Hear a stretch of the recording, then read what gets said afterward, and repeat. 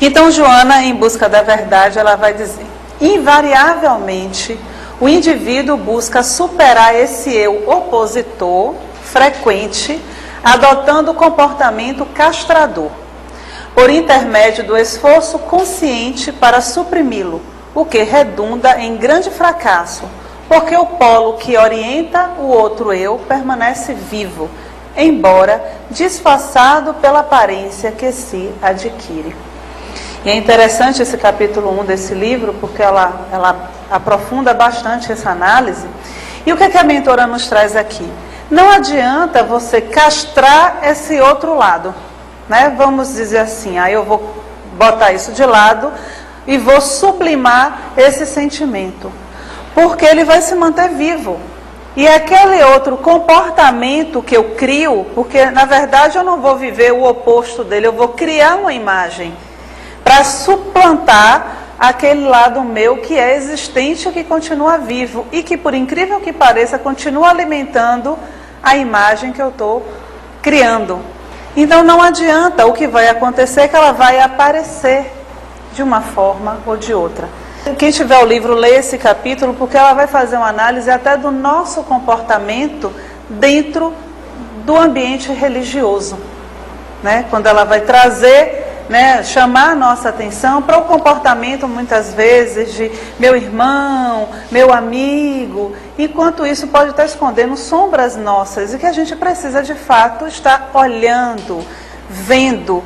E não tem outra forma, como a gente já disse aqui. A única forma de trabalhar a sombra é, primeiro, se conscientizando de que ela existe. Segundo, aceitando. Sem isso a gente não consegue trabalhar. Porque senão todo o tempo eu vou estar fazendo isso. Eu vou estar projetando no outro, dando ao outro aquilo que é meu.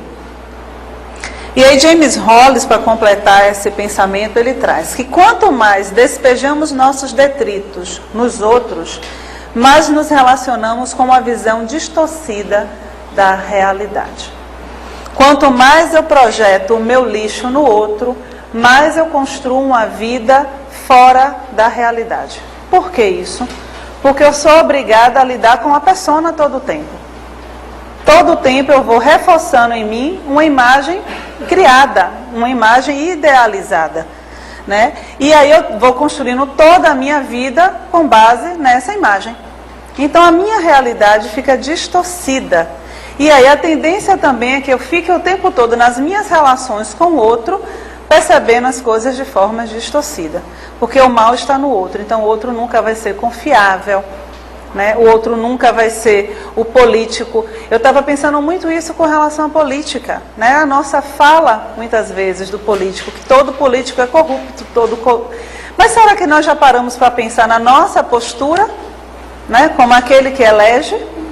Então tudo isso faz com que a gente vá ampliando muito esse olhar da nossa condição. Então a sombra é um fato real que nós precisamos lidar com ela. Principalmente tirando o que é nosso do outro, pedindo de volta, né? E devolvendo para o outro também o que não é nosso, porque o outro também projeta em nós. E começar a ver a vida de uma forma real, para que a gente não possa mesmo, né, ficar vendo as coisas de forma distorcida. Mas aí a gente vai evoluindo, quer dizer, vai caminhando. E aí tem uma terceira forma de lidar, de se relacionar com a sombra. Nós nos identificamos com ela e a vivemos, não sendo capazes de uma autocrítica. Aí aqui tem aquela situação, vamos imaginar que a pessoa percebeu que projetou, tirou a projeção do outro, aí vai fazer assim, sabe? Eu sou uma pessoa orgulhosa, mas é meu jeito. Aí fica com a sombra, né? Em vez de trabalhar com a sombra, vai lidar com a situação de uma forma racional, vamos dizer assim. Então, isso eu estou dando um exemplo simples, mas aí nós vamos ver também alguns casos de comportamentos que você vai ver a pessoa vivendo a sombra, literalmente, né? Ela vai optar pelo lado sombrio dela. Mas em nós, né, que nós estamos fazendo delitos muito graves, muitas vezes nós vamos nos identificando com a sombra. Aí eu vou fazer alguns testes com vocês para ver se isso já aconteceu com vocês. Bem, não sei se todo mundo aqui gosta de futebol, né? Mas é um mal do brasileiro, infelizmente. Aí está todo mundo lá sentado, seja em casa, ou seja no estádio, está ali sentado, torcendo. Aí o juiz faz uma coisa lá errada, eu não entendo muito de futebol, então não vou nem me atrever aqui a falar os termos, mas aí o juiz faz alguma coisa lá que era para acontecer para o seu time e ele não deu. Uma falta, um pênalti, né? Que é a coisa mais assim. O pênalti o juiz não deu. E aí, de repente, você com uma pessoa tão espírita, né? Que fala muita paz, meu irmão, na casa espírita. Quando você pensa que não, você já está lá mandando a mãe do juiz para algum lugar, desejando que o juiz tenha uma morte bem, né, cruel, essas coisas. E aí você faz assim, nossa, mas deve ter sido um espírito obsessor, né? Que na hora baixou. Não é, é a sombra. Sabe? A sombra que fica lá guardada, ela aproveita dessas horas para sair. Quantos de nós aqui não já estivemos em alguma situação errados, sabíamos que estava errados, mas estávamos indignados porque alguém estava dizendo que estávamos errados? Porque a gente vai justificar porque estávamos com pressa, porque você tinha direito, mesmo que não tivesse. Então, tudo isso são formas de identificação com a sombra. Só que é tão rápido, às vezes, tão sutil, que a gente não percebe que naquele momento estamos vivendo a sombra. Uma outra forma também de identificação é quando nós trazemos questões, por exemplo, eu sou uma pessoa muito ansiosa. E aí você começa a se rotular com isso. Eu sou uma pessoa muito, como é que dizem aqui na Bahia, não levo desaforo para casa, né? Mesmo que não faça nada, mas é uma identificação com isso. O grande problema disso é que a pessoa fica isenta da autocrítica. Então ela vai se habituando a isso e ela vai encontrar uma justificativa lógica e confortável para não mudar a situação. Então, se eu estava lá assistindo o jogo e naquele momento eu dei um palavrão ou eu falei algum impropério, é porque é o jogo. É o jogo. Quando passa o jogo não tem mais nenhum problema. Tem. Não é que tem problema porque você falou, o juiz não ouviu, não tem, realmente ele não sabe o que você disse. Mas tem uma questão ali que é sua e que saiu naquele momento. Alguém está caminhando na rua, escorrega e cai e você ri. Qual é a graça de alguém cair? Mas é a sombra, né? E na lógica não tem graça, outro caiu, se machucou. Mas são essas questões nossas que vão nos deixando muitas vezes cegos para detalhes que são detalhes no início, mas que depois se tornam coisas grandes. E quando eu não me dou conta, eu estou sendo maliciosa na minha fala, eu estou sendo preconceituosa nas minhas atitudes, né? Eu não consigo lidar com as situações, porque eu fico sendo isenta de perceber que eu estou fazendo aquilo, que eu estou vivendo aquilo, e aquilo começa a parecer algo muito normal. Então, essa terceira forma de se relacionar é uma forma confortável para o ego. São pequenos delitos, a mentira branca. Eu nunca nem sabia, e tem até preconceito na mentira, né? A mentira branca é a boa, a mentira preta é a ruim, quer dizer, olha o racismo na mentira. Né? A inveja boa, inveja fraterna, eu já ouvi até isso. Não tem isso, é inveja, é mentira, é inveja, né? Não tem essa coisa de tentar amenizar, só para que a gente possa se sentir um pouquinho mais confortável.